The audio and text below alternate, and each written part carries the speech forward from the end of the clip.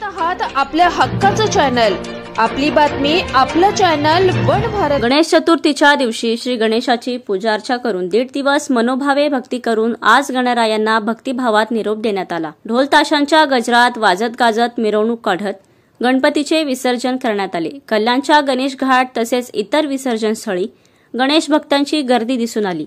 कल्याणच्या परिमंडळ 3 अंतर्गत 1.5 दिवसांच्या एक सार्वजनिक तर सुमारे 13,020 घरगुती गणपतींचे विसर्जन करण्यात आले।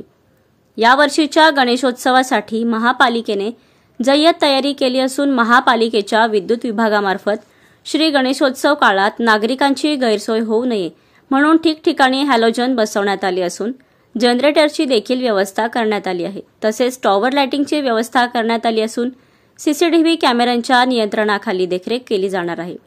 श्री गणेश मूर्तींच्या विसर्जनासाठी नैसर्गिक तलाव, खाडी, कृत्रिम तलाव उपलब्ध असून नागरिकांच्या सोयीसाठी विसर्जन आपल्या दारी ही संकल्पना देखील प्रत्येक प्रशासकीय प्रभागात राबवण्यात येणार आहे। तर या उत्सवासाठी पोलीस प्रशासन देखील सज्ज असून कायदा सुव्यवस्था राखण्यासाठी कल्याण परिमंडळ 3 अंतर्गत 121 अधिकारी, 667 कर्मचारी, 150 होमगार्ड तर 2 SRPFच्या प्लाटून तैनात करण्यात आले आहेत।